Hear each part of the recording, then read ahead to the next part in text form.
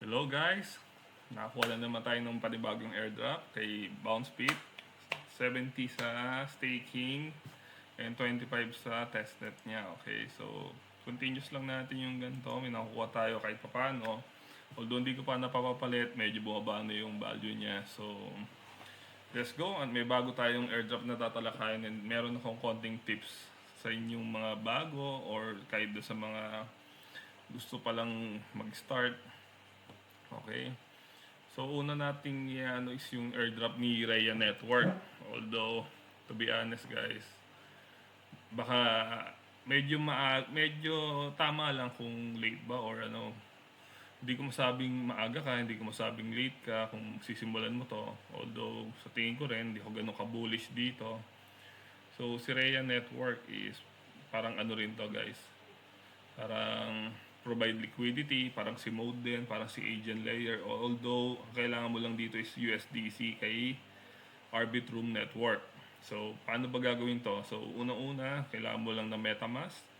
Kailangan mong may USDC ka sa loob ng Arbitrum Network. So, provide liquidity.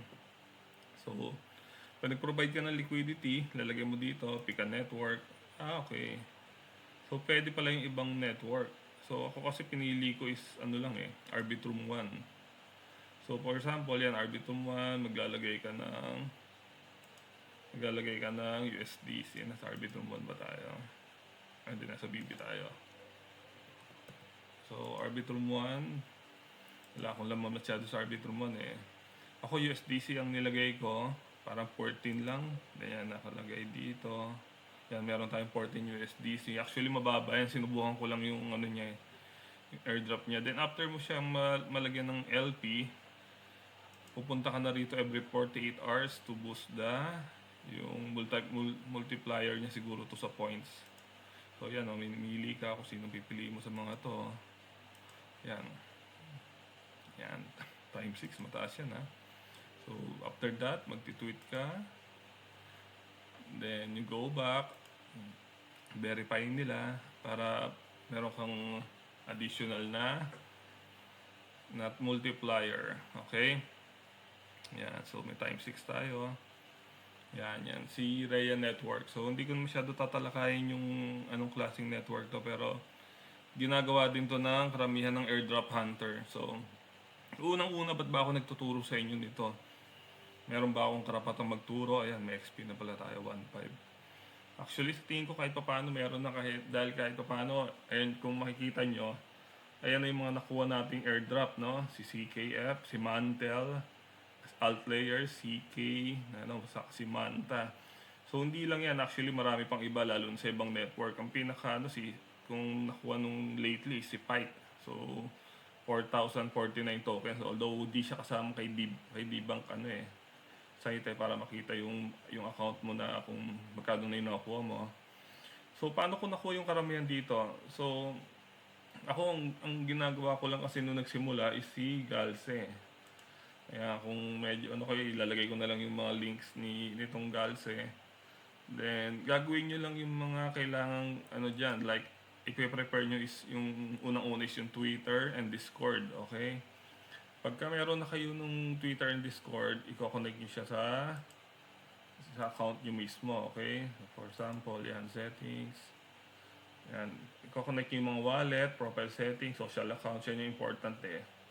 Kasi iwas ka dyan guys, iwas ka sa CBIL, no? Mga ganyan, para sa KYC nila. So ano pa ba yung mga kailangan natin tignan dito? Then once meron ka na yan, simulan mo nang gumawa ng mga susundan mo. Ako, ito yung mga sinusundan ko. Sila Base, si Mind Network. Actually, madami sila actually. Ayan. Tignan nyo na lang. Idaanan natin. Try nyo i-save yung mga ginagawa ko.